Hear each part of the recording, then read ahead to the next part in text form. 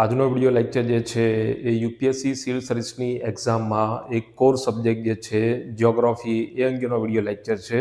બીજી રીતે કહીએ તો આજના વિડિયો લેક્ચરમાં જિયોગ્રાફી, એન્વાયરમેન્ટ, ઇકોલોજી, બાયોડાયવર્સિટી અને ડિઝાસ્ટર મેનેજમેન્ટ એ અંગેનો કોમ્પ્રિહેન્સિવ વિડિયો લેક્ચર છે. આ વિડીયોમાં તમને ટોટલ માહિતી પ્રાપ્ત થઈ જશે અને એટલું જ નહીં, કઈ રીતે તૈયારી કરવી જેથી કરીને મેઇન્સમાં સ્કોર કરી શકાય, તો એ અંગેનો વિડીયો લેક્ચર છે. સ્માર્ટ પ્રિપેરેશન ઉપર આપણે ફોકસ કરશું, મજૂરી નહીં. બરાબર. હવે આપ સૌ જાણતા હશો કે યુપીએસસી સિવિલ સર્વિસની એક્ઝામમાં જિયોગ્રાફી એક કોર સબ્જેક્ટ છે, મેજર સબ્જેક્ટ છે, ઘણું બધું વેઇટેજ છે. સિરિયસલી એની પ્રિપેરેશન કરવાની છે. બીજું કે યુપીએસસી સિવિલ સર્વિસની પ્રિલિમ એક્ઝામ તેમજ ઇન્ડિયન ફોરેસ્ટ સર્વિસની પ્રિલિમની એક્ઝામ, બંને એક્ઝામનું પ્રિલિમનું પેપર કોમન હોય છે. એટલે ઇન્ડિયન ફોરેસ્ટ સર્વિસની એક્ઝામ આપવા માગતા હોય તો ત્યાં પણ યુઝફુલ થઈ શકે એમ છે. બરાબર. એ સિવાય યુપીએસસીની મુખ્ય પરીક્ષામાં જીએસ પેપર 1 અને જીએસ પેપર 3 એમાં આ સબ્જેક્ટ આવી જાય છે. એ સિવાય જિયોગ્રાફીમાં તમે ખાસ કરીને એ ધ્યાન રાખજો કે આ હિસ્ટ્રી જો સ્ટેટિક સબ્જેક્ટ નથી, આ ડાયનેમિક સબ્જેક્ટ વધુ છે. ખાસ કરીને એન્વાયરમેન્ટ, બાયોડાયવર્સિટી, ઇકોલોજી, ડિઝાસ્ટર, તો એ બધા સેક્શન જે છે એ વધુ ડાયનેમિક છે. એક રીતે આનો ઝુકાવ સાયન્સ તરફ વધારે છે. બીજી રીતે કહીએ તો ટેકનિકલ સબ્જેક્ટ છે, એટલે શરૂઆતમાં જે ખાસ કરીને બિગિનર્સ હોય છે એને સમજવામાં તકલીફ પડતી હોય છે, પણ કોર સબ્જેક્ટ છે એટલે નેગ્લેક્ટ ના કરતા. બીજું કે આ સબ્જેક્ટ એસેમાં પણ કામમાં આવી શકે એમ છે, એ અલગ વસ્તુ છે, એનો વિડીયો અલગથી બનાવેલો જ છે. એ સિવાય ઇન્ટરવ્યૂમાં પણ geography, environment, ecology, biodiversity, disaster એ અંગેના ક્વેશ્ચન પૂછતા જ હોય છે, એટલે ઇન્ટરવ્યૂમાં પણ યુઝફુલ થઈ જ જાય છે. જેમ કે આપણે ગુજરાતની જ વાત કરીએ તો મને ઇન્ટરવ્યૂમાં પૂછેલું કે મહેસાણાથી લઈને અંકલેશ્વર સુધીનો જે આખો પટ્ટો છે એ ઇન્ડસ્ટ્રીયલ કોરિડોર કેમ કહેવાય છે, બીજી રીતે કહીએ તો ગોલ્ડન કોરિડોર કેમ કહેવાય છે. બરાબર. તો એ રીતે પણ યુઝફુલ થઈ શકે એમ છે. એ સિવાય બીજો પણ ક્વેશ્ચન હતો કે બનાસકાંઠામાં શુગરની ફેક્ટરી કેમ ના નાખી શકાય. એટલે કહેવાનો મતલબ એ છે કે ઇન્ટરવ્યૂમાં પણ કામમાં આવી શકે એમ છે. બીજી સેન્ટ્રલ લેવલની એક્ઝામ જે છે તો એમાં પણ પ્રશ્નો પૂછાતા હોય છે. આપણે ગુજરાતની જીપીએસસી ક્લાસ 1, 2 હોય કે કોઈ પણ એક્ઝામ હોય એમાં પણ ગુજરાતની ભૂગોળ, ભારતની ભૂગોળ તો એ સબ્જેક્ટ તરીકે છે જ, તો એ રીતે પણ ક્વેશ્ચન પૂછાતા હોય છે. ટૂંકમાં મહત્વપૂર્ણ સબ્જેક્ટ છે. આપણે યુપીએસસી ઉપર વધારે ફોકસ કરશું.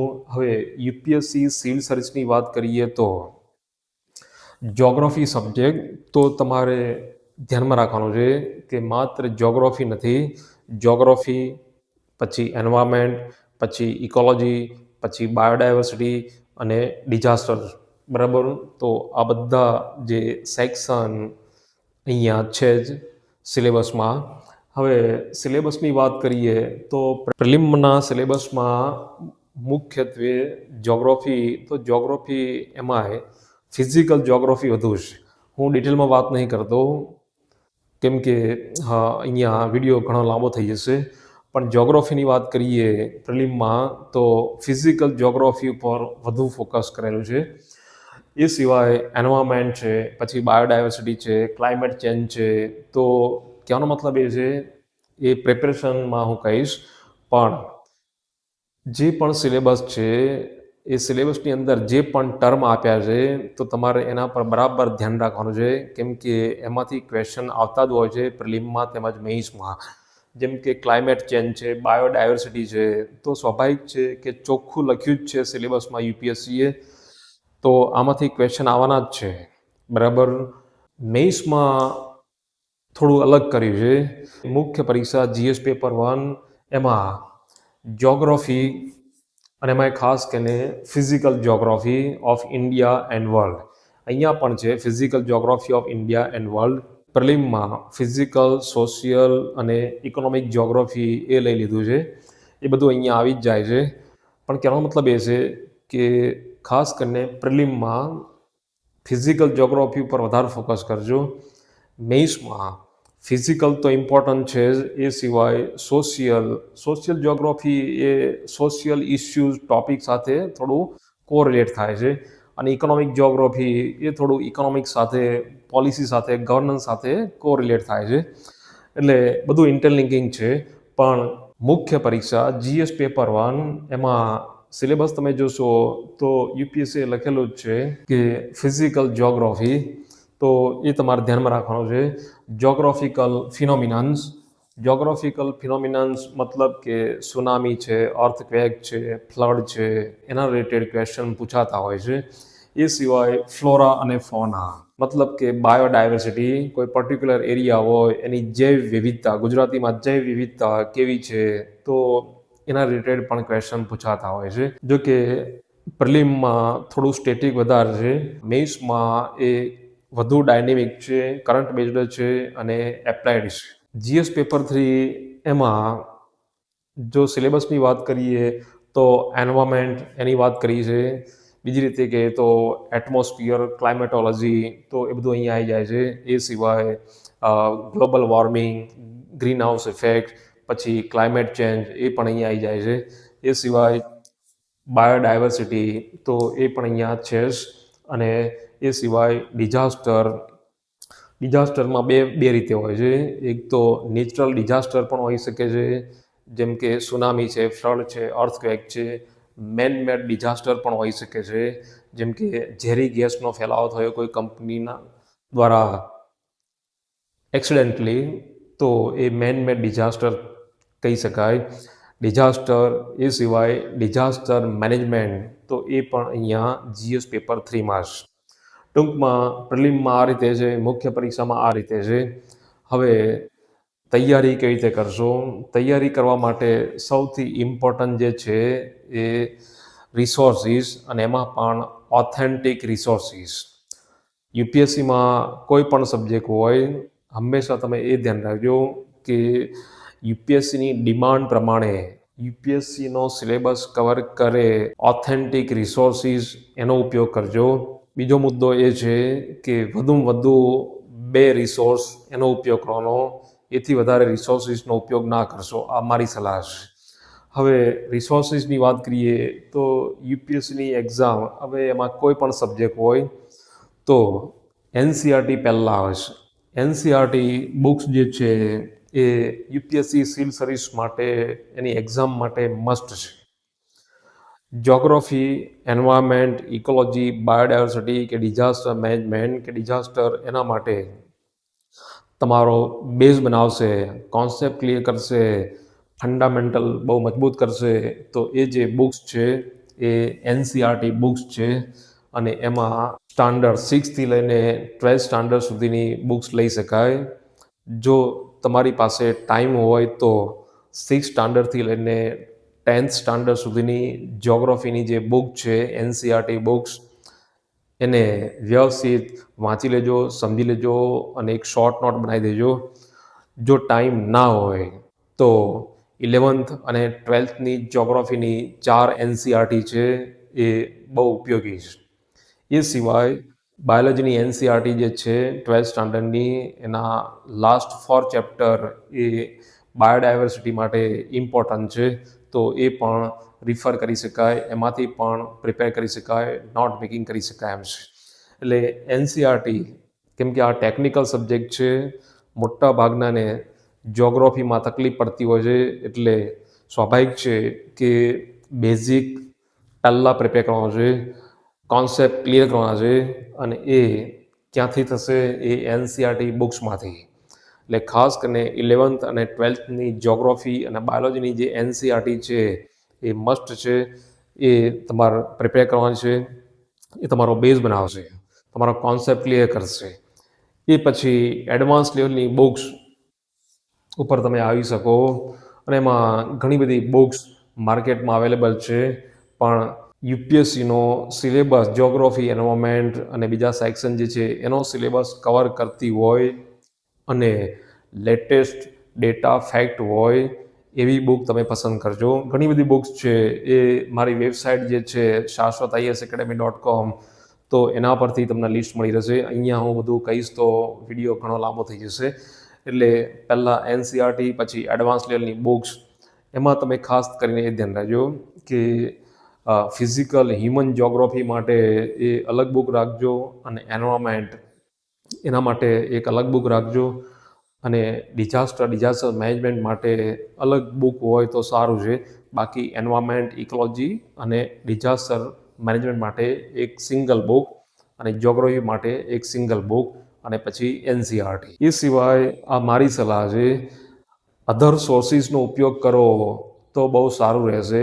એનાથી મુખ્ય પરીક્ષામાં આન્સરને મૌલિકતા મળશે એટલું જ નહીં, તમારા આન્સરમાં ડેપ્થ અને વિડ્થ આવશે.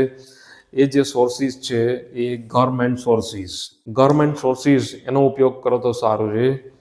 ખાસ કરીને ભારત સરકારના જે કે મંત્રાલય છે, જેમ કે પર્યાવરણ મંત્રાલય, તો એમાંથી પણ તમે ઘણી માહિતી પ્રાપ્ત કરી શકો એમ છો. એ સિવાય નીતિ આયોગનો રિપોર્ટ છે, પછી ઇકોનોમિક સર્વે છે, એમાં સસ્ટેનેબલ ડેવલપમેન્ટ વિશેની વાત હોય છે, તો એમાંથી પણ તમે એ અમુક કન્ટેન્ટ પ્રાપ્ત કરી શકો એમ છો. એ સિવાય આપણો સેકન્ડ ARC જે રિપોર્ટ છે, તો એમાં ક્રાઇસિસ મેનેજમેન્ટ અંગેનો સેકન્ડ રિપોર્ટ છે, તો એનો પણ ઉપયોગ ડિઝાસ્ટર મેનેજમેન્ટ માટે કરી શકો એમ છો. એ સિવાય નેશનલ ડિઝાસ્ટર મેનેજમેન્ટ ઓથોરિટી એની વેબસાઇટનો પણ ઉપયોગ કરજો, આ મારી સલાહ છે. એ સિવાય આંતરરાષ્ટ્રીય સંસ્થાઓ હોય તો એ જે સંસ્થાઓ છે એના રિપોર્ટ હોય છે, વાર્ષિક રિપોર્ટ, તો એનો પણ ઉપયોગ કરી શકો. એ સિવાય આપણા ભારત સરકારના મેગઝીન જે છે, જેમ કે યોજના છે, કુરુક્ષેત્ર છે, તો એમાં પણ ઘણી વખત ડિઝાસ્ટર મેનેજમેન્ટ અંગેના ડિટેલમાં આર્ટિકલ આવતા હોય છે, તો એનો પણ ઉપયોગ કરી શકો. એ સિવાય અધર મેગઝીન અને ન્યૂઝપેપરની વાત કરીએ તો મુખ્યત્વે એમાંથી કરંટ રિલેટેડ માહિતી તમને વધુ મળશે. હવે આ સબ્જેક્ટ હિસ્ટ્રીની જેમ સ્ટેટિક નહીં, ડાયનેમિક સબ્જેક્ટ છે, એટલે સ્ટેટિકની સાથે તમારે કરંટ પણ પ્રિપેર કરવાનું જ છે. અને ક્યાં મળશે તો ગવર્મેન્ટ ઓફિશિયલ વેબસાઇટ હોય, એના રિપોર્ટ હોય, એની મિનિસ્ટ્રી હોય એમાંથી, આંતરરાષ્ટ્રીય સંસ્થાઓ હોય એના રિપોર્ટ હોય એમાંથી. એ સિવાય મંથલી મેગઝીન હોય, પછી એ કોમ્પિટિટિવ મેગઝીન હોય કે બીજા કોઈ મેગઝીન હોય, તો એનો પણ ઉપયોગ કરી શકો. જેમ કે એન્વાયરમેન્ટ, બાયોડાયવર્સિટી, ક્લાઇમેટ ચેન્જ માટે ડાઉન ટુ અર્થ મેગઝીન જે છે એ ઘણું સારું છે અને કોમ્પ્રિહેન્સિવ એ કવરેજ આપે છે. એટલે ટાઈમ હોય તો ડાઉન ટુ અર્થ મેગઝીન એનો પણ ઉપયોગ કરી શકો. મંથલી કોમ્પિટિટિવ એક્ઝામ માટેના જે મેગઝીન હોય છે તો એનો પણ ઉપયોગ કરી શકો. ન્યૂઝપેપર્સ તો નેશનલ લેવલના ન્યૂઝપેપર ધ હિન્દુ છે, ઇન્ડિયન એક્સપ્રેસ છે, એમાં પણ આના રિલેટેડ કરંટ અફેર્સ આવતા હોય છે, તો એનો પણ ઉપયોગ કરી શકો. એ સિવાય જો આ બધું ના કરવું હોય તો અત્યારે ઓનલાઈન પ્લેટફોર્મ પણ ઘણા સારા છે. ઓનલાઈન પ્લેટફોર્મ, યુટ્યુબ ચેનલ, એમાં એક જ જગ્યાએ તમને બધી કરંટ રિલેટેડ માહિતી આ સબ્જેક્ટની મળી જશે, તો એને ફોલો કરો. ટૂંકમાં અત્યારે અલગ અલગ સોર્સનો ઉપયોગ ના કરવો હોય તો એક જ જગ્યાએ ઓનલાઈન પ્લેટફોર્મ ઉપર બધા આપી દેતા હોય છે, તો એનો પણ ઉપયોગ કરી શકો. એમાંથી તમે નોટ મેકિંગ કરી શકો. બરાબર. હવે ઘણા સ્ટુડન્ટ ટોપર્સની નોટનો ઉપયોગ કરે છે, તો ટોપર્સની નોટનો પણ ઉપયોગ કરી શકાય એમ છે. પણ મારી સલાહ એ છે કે પહેલાંથી જ ટોપર્સની નોટનો ઉપયોગ અને એમાંથી પ્રિપરેશન ના કરશો. પહેલાં કહીએ, અગાઉના વિડીયોમાં કહેલું જ છે કે દરેક કેન્ડિડેટ પોતાની સમજ પ્રમાણે અને પોતાની જરૂરિયાત પ્રમાણે નોટ્સ બનાવતો હોય છે. તમારી પોતાની નોટ હોય તો બહુ સારું છે. એટલે રેફરન્સ તરીકે ટોપર્સની નોટનો ઉપયોગ કરો, કંઈ વાંધો નથી, પણ પોતાની નોટ બનાવજો. એ સિવાય કોચિંગ ક્લાસનું મટીરિયલ, ઘણા બધા કોચિંગ ઇન્સ્ટિટ્યૂટ્સ એ કોમ્પ્રિહેન્સિવ મટીરિયલ બહાર પાડતા હોય છે, તો એનો પણ ઉપયોગ કરી શકો તમે. એ સિવાય હિસ્ટ્રીમાં તો ઠીક છે, પણ જ્યોગ્રાફી, પછી ઓપ્શનલ સબ્જેક્ટ તમારો જ્યોગ્રાફી હોય કે GSના સેક્શન તરીકે હોય, એટલાસ મસ્ટ છે. દર વર્ષે પ્રિલિમમાં લગભગ 7થી 10 જેટલા ક્વેશ્ચન મેપ બેઝડ હોય છે, એટલે એટલાસનો ઉપયોગ કરો તો બહુ સારું છે. હું તો માનું છું કે અમે પણ આ રીતે કરેલું જ છે. એટલાસ, એમાં ઓક્સફર્ડ સ્કૂલ એટલાસ એ પણ સારો છે. એ સિવાય બ્લેક સ્વાન એટલાસ એ પણ સારો છે. કોઈ પણ હોય, એટલાસ જ્યોગ્રાફીની તૈયારી એટલાસની સાથે જ કરાય, એના વગર અધૂરી છે. એટલે સ્કૂલ એટલાસ એ તમે પરચેઝ કરી લેજો અને જ્યારે પણ જ્યોગ્રાફી પ્રિપેર કરો તો એની સાથે એનસીઆરટીમાં તો મેપ આપેલા જ છે, પણ એ સિવાય એટલાસ લઈને એમાં પણ પ્રેક્ટિસ કરજો. એ સિવાય ઘણી બધી આંતરરાષ્ટ્રીય સંસ્થાઓ જેમ કે IUCN છે, એનો પણ રિપોર્ટ છે, એની વેબસાઇટ છે, તો એમાંથી પણ માહિતી તમે પ્રાપ્ત કરી શકો એમ છો. એટલે આ રીતે સિલેબસ, રિસોર્સિસ, જ્યોગ્રાફી, એન્વાયરમેન્ટની તૈયારી કેવી રીતે કરવી. મેજર સબ્જેક્ટ છે એટલે એનું ઇમ્પોર્ટન્સ ઘણું બધું છે. પ્રિલિમમાં લગભગ જો કમ્બાઈન કરીએ જ્યોગ્રાફી, એન્વાયરમેન્ટને, ઇકોલોજી, બાયોડાયવર્સિટી, ડિઝાસ્ટર એની અંદર આવી જ જાય છે. એટલે જ્યોગ્રાફી, એન્વાયરમેન્ટને કમ્બાઈન કરીએ તો પ્રિલિમમાં લગભગ 25થી 35 સુધીના ક્વેશ્ચન પૂછાયેલા છે.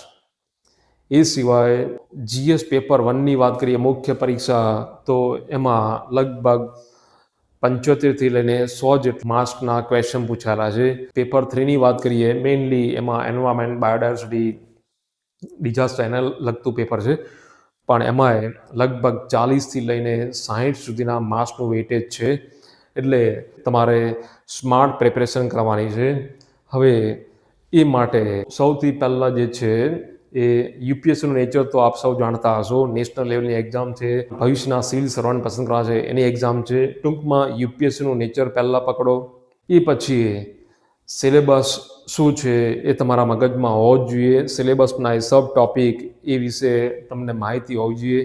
ટૂંકમાં સિલેબસનું ડીકોડિંગ કરવાનું છે. જ્યોગ્રાફીમાં વધુ ઇમ્પોર્ટન્ટ છે, કેમ કે અહીંયા બધા ટેકનિકલ ટર્મ હોય છે, કીવર્ડ જે છે, ટર્મ છે, તો એના વિશે ડિટેલમાં તમારા પાસે માહિતી હોવી જોઈએ. એટલે જે પણ સિલેબસ છે પ્રિલિમનો, મેઇન્સનો, તો એમાં મુખ્ય ટોપિક કયો છે, જેમ કે ફિઝિકલ જ્યોગ્રાફી, તો એમાં શું શું છે સિલેબસમાં એ તમારે ધ્યાનમાં રાખવાનું છે. એટલે આખો જે સિલેબસ છે એ સિલેબસનું ડીકોડિંગ કરી નાખો. પછી એ જ્યોગ્રાફી હોય, એન્વાયરમેન્ટ હોય, બાયોડાયવર્સિટી હોય કે ડિઝાસ્ટર હોય, એ દરેક ટોપિક અને એના એ સબ ટોપિક અને એ ટર્મ અથવા તો કીવર્ડ એનું નોલેજ તમારી પાસે ડિટેલમાં અને ડીપમાં હોવું જોઈએ. એ પછી PYQs, પાછલા વર્ષોના પ્રિલિમના પેપર અને મુખ્ય પરીક્ષાના જે પેપર છે એ તમારે ધ્યાનમાં રાખવાના છે. અને સોલ્વડ પેપર પ્રિલિમના તેમજ મુખ્ય પરીક્ષાના, અને એ પણ એક્સપ્લેનેશન સાથે, સમજૂતી સાથેના પાછલા વર્ષના પ્રિલિમના અને મુખ્ય પરીક્ષાના પેપર જે છે એનું એનાલિસિસ તમારે કરવાનું છે. એનાથી ફાયદો એ થશે કે યુપીએસસી આ સબ્જેક્ટમાં કેવા ક્વેશ્ચન પૂછી રહી છે, કયા એરિયામાંથી વધુ ક્વેશ્ચન આવી રહ્યા છે, એનો ટ્રેન્ડ કેવો છે. જેમ કે મારા સમયમાં થોડું ફેક્ચ્યુઅલ ક્વેશ્ચન વધારે હતા. એન્વાયરમેન્ટ, બાયોડાયવર્સિટી એના રિલેટેડ ક્વેશ્ચન એટલા બધા નહોતા. પણ હવે ઇન્ડિયન ફોરેસ્ટ સર્વિસ એ પણ અહીંયા પ્રિલિમના પેપરમાં સેમ છે. એટલે પ્રિલિમમાં પણ તમે જોશો તો લગભગ 13થી લઈને 20 સુધીના environment related, biodiversity related, climate change એના રિલેટેડ ક્વેશ્ચન આવતા હોય છે. એટલે ટ્રેન્ડ ચેન્જ થઈ રહ્યો છે. બીજું કે હવે ઇન્ટરલિંકિંગ થઈ રહ્યું છે, મતલબ કે જ્યોગ્રાફી પછી ઇકોનોમી પછી સોસાયટી પછી ગવર્નન્સ, પબ્લિક પોલિસી, એ બધું ઇન્ટરલિંકિંગ થઈ રહ્યું છે. તો એ રીતે આપણને આઈડિયા આવે, બરાબર. એ સિવાય ક્વેશ્ચન પૂછવાની પેટર્ન પણ ચેન્જ થઈ રહી છે. મતલબ કે કોન્સેપ્ચ્યુઅલ ક્વેશ્ચન એની સંખ્યા વધી રહી છે. ઇન્ટરલિંકિંગ કરે એવા ક્વેશ્ચનની સંખ્યા વધી રહી છે. એપ્લાઇડ ક્વેશ્ચનની સંખ્યા વધી રહી છે. એટલું જ નહીં, રીઝન, એસર્ટન એ ટાઈપના ક્વેશ્ચન છેલ્લા 2 વર્ષથી પૂછી રહ્યા છે. ટૂંકમાં એ તમને ક્યારે ખબર પડશે, એ PYQsનું એનાલિસિસ કરો ત્યાંથી તમને ખબર પડી જશે.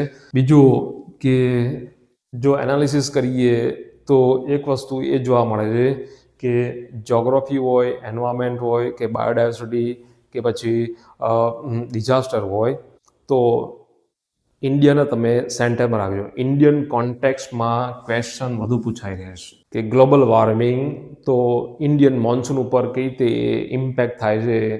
તો એ રીતે ઇન્ડિયાના સેન્ટરમાં રાખીને તમારે તૈયારી કરવાની છે. એના રિલેટેડ વધારે ક્વેશ્ચન પૂછાય છે એટલા માટે. બરાબર.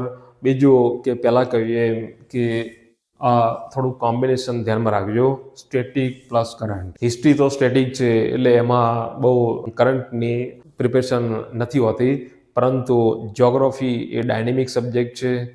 તમારે કઈ રીતે પ્રિપેરેશન કરવાની છે? સૌથી પહેલાં સ્ટેટિક બેઝિક અથવા ફંડામેન્ટલ જે છે એ એનસીઆરટીની બીજી એડવાન્સ બુક્સમાંથી મળી રહેશે.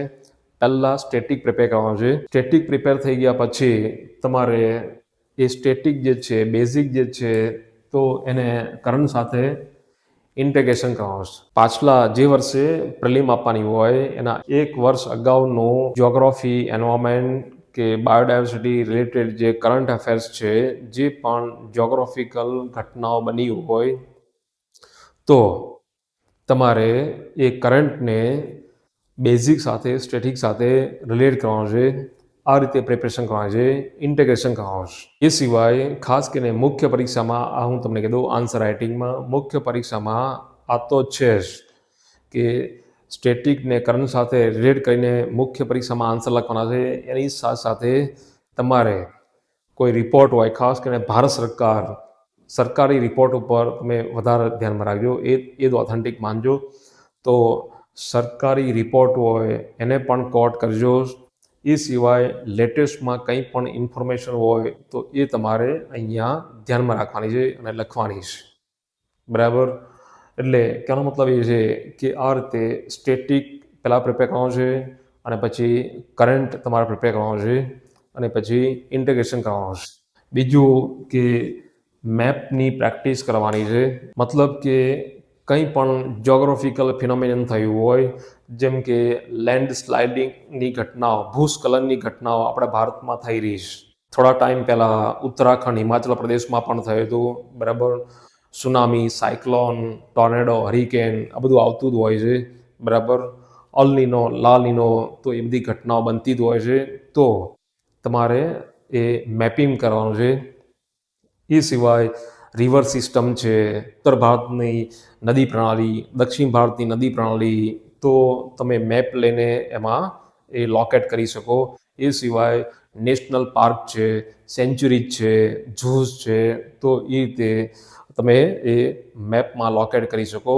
ટૂંકમાં પ્રેક્ટિસ તમે કરજો જ, એના વગર તમારી તૈયારી અધૂરી રહેશે. અને અમુક તો ક્વેશ્ચન આવતા જ હોય છે, અને મુખ્ય પરીક્ષામાં સ્કોર કરવો હોય તો તમારા આન્સરમાં રફ મેપ બનાવી દેવાનો. જે પણ ક્વેશ્ચનની ડિમાન્ડ હોય તો આન્સરમાં એ રફ મેપ બનાવી દેવાનો, અને ત્યાં જે પણ પ્લેસ હોય કે સેન્ચ્યુરી હોય કે પછી બાયોસ્ફિયર રિઝર્વ હોય કે રામસર સાઇટ હોય, એટલે કે વેટલેન્ડ હોય, તો તમારે ત્યાં એ ડ્રો કરી દેવાનું. એનાથી માર્ક્સ મળશે. બીજું કે નોટ મેકિંગ. આમાં ઘણા કન્ફ્યુઝન થતું હોય છે. બે રીતે હોય છે કે સર ડિટેલમાં નોટ બનાવો કે શોર્ટમાં નોટ બનાવો. તમારી પર છે. હું શોર્ટમાં બનાવતો, પણ જો તમને એવું લાગતું હોય, ખાસ કરીને જે ઇંગ્લિશ સિવાયના અધર લેંગ્વેજના મીડિયમમાં તૈયારી કરતા હોય, જેમ કે ગુજરાતી માધ્યમમાં તમારે મુખ્ય પરીક્ષા આપવાની હોય, તો મારી સલાહ એ છે કે ડિટેલમાં નોટ બનાવો તો સારું છે. પણ છતાં કંઈ વાંધો નહીં, તમે શોર્ટ ક્રિસ્પ નોટ બનાવી શકો એમ છો. પણ જ્યારે પણ તમે નોટ મેકિંગ કરો તો સ્ટેટિકની સાથે કરંટને પણ એક જ પેજ ઉપર તમે લઈ લેજો. મતલબ કે જે પણ સ્ટેટિક હોય તો એના રિલેટેડ જે પણ ઘટના બની હોય, કોઈ એન્વાયરમેન્ટલ ઇસ્યુ હોય, તો ત્યાં તમારે જોડે જ લખી દેવાનું છે. એ સિવાય એ જ પેજ ઉપર તમારે મેપ પણ ડ્રો કરી દેવાનો છે. ત્યાં અને ડેટા, જે પણ ડેટા હોય કે રિપોર્ટમાં કે પછી કોઈ રેકમેન્ડેશન હોય, તો ખાસ કરીને ભારત સરકાર જે નેશનલ ડિઝાસ્ટર મેનેજમેન્ટ ઓથોરિટી છે કે સેકન્ડ ARC રિપોર્ટનો બીજો રિપોર્ટ છે, તો એ પણ એક જ જગ્યાએ બધું તમારે લખી દેવાનું છે, જેથી કરીને પ્રિલિમ હોય, ખાસ કરીને મેઇન્સ નજીકમાં આવે તો ઝડપથી રિવિઝન થઈ શકે. બરાબર. એટલે બીજા સબ્જેક્ટ કરતાં અહીંયા નોટ મેકિંગ થોડું અલગ છે. અહીંયા મેપને પણ સાથે રાખીને તમારે નોટ મેકિંગ કરવાનું છે. બીજું કોન્સેપ્ચ્યુઅલ ક્લેરિટી બહુ ઇમ્પોર્ટન્ટ છે, કેમ કે આ જે સબ્જેક્ટ છે એ વધારે પડતો ટેકનિકલ છે. સાયન્સ સાથે આનો સંબંધ થોડો વધારે છે, બરાબર, હ્યુમેનિટીનો સબ્જેક્ટ નહીં. એટલે કોન્સેપ્ચ્યુઅલ ક્લેરિટી ના થાય ત્યાં સુધી તમારે એડવાન્સ લેવલની બુક્સ કે કરંટ અફેર્સ, આ સબ્જેક્ટ રિલેટેડ કરંટ અફેર્સની તૈયારી નથી કરવાની. કોન્સેપ્ટ ક્લિયર નહીં હોય તો કરંટમાં જે પણ કંઈ ઘટના બનતી હોય, જેમ કે ક્યાંક ભૂકંપ આવ્યો, અર્થક્વેક જે છે, પણ જો આપણને પ્લેટ ટેક્ટોનિક થિયરી કઈ રીતે કામ કરે છે તો સમજાશે નહીં, બરાબર. એટલે કહેવાનો મતલબ એ છે કે કોન્સેપ્ટ ક્લિયર હોવા જ જોઈએ. નાઇટ્રોજન ચક્ર કે પછી કાર્બન ચક્ર કઈ રીતે કામ કરે છે, વોટર બોડીઝ તો એ શું છે, કઈ રીતે છે, તો એ બેઝિક અન્ડરસ્ટેન્ડિંગ નહીં હોય તો કરંટમાં એના રિલેટેડ જે પણ ઘટના હશે એ સમજાશે નહીં. એટલું જ નહીં, મેથ્સમાં માર્ક્સ પણ ઓછા મળશે. એટલે કોન્સેપ્ચ્યુઅલ ક્લેરિટી બહુ જ ઇમ્પોર્ટન્ટ છે જ્યોગ્રાફીમાં, એન્વાયરમેન્ટમાં, બાયોડાયવર્સિટીમાં, ડિઝાસ્ટર મેનેજમેન્ટમાં, બરાબર. એ તમે ખાસ ધ્યાન રાખજો.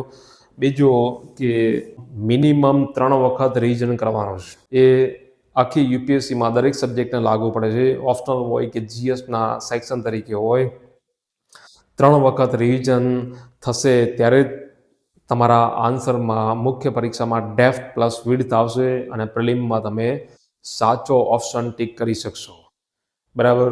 એટલે મિનિમમ 3 વખત રિવિઝન થવું જ જોઈએ.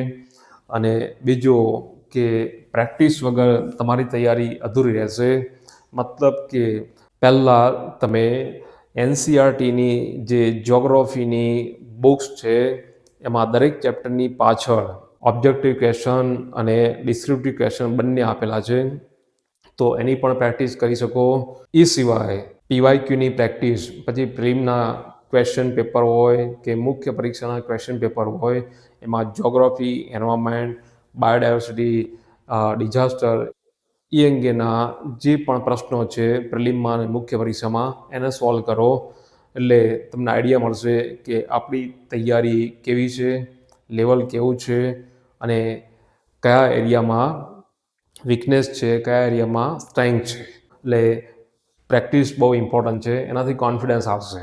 એ પછી સૌથી ઇમ્પોર્ટન્ટ જે છે, તમે તૈયારી કઈ રીતે કરશો, તો પહેલાં જ્યોગ્રાફી પ્રિપેર કરવાનું, એ પછી એન્વાયરમેન્ટ. પહેલાં એન્વાયરમેન્ટ કે ઇકોલોજી પ્રિપેર ના કરતા સમજાશે જ નહીં. સૌથી પહેલાં આવે છે એ જ્યોગ્રાફી. જ્યોગ્રાફીમાં પણ ફિઝિકલ જ્યોગ્રાફી સૌથી પહેલાં કરવાનું છે, બરાબર. એટલે જ્યોગ્રાફી પહેલાં પ્રિપેર કરવાનું છે. એમાં ફિઝિકલ, સોશિયલ, ઇકોનોમિક એ પણ આવી ગયું, બરાબર.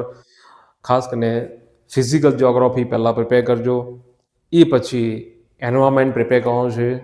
એ પછી બાયોડાયવર્સિટી એ પ્રિપેર કરવાનું છે. અને એ પછી ડિઝાસ્ટર મેનેજમેન્ટ એ પ્રિપેર કરવાનું છે. ટૂંકમાં આ રીતે તમારે જ્યોગ્રાફી, એન્વાયરમેન્ટ, બાયોડાયવર્સિટી અને ડિઝાસ્ટરની પ્રિપેરેશન કરવાની છે. આશા રાખું છું કે આ વિડીયો તમને ઘણો મદદરૂપ થશે. છતાં પણ કંઈ પણ ડાઉટ હોય, ડિફિકલ્ટી હોય તો તમે મારો કોન્ટેક્ટ કરી શકો એમ છો. All the best. Thank you very much.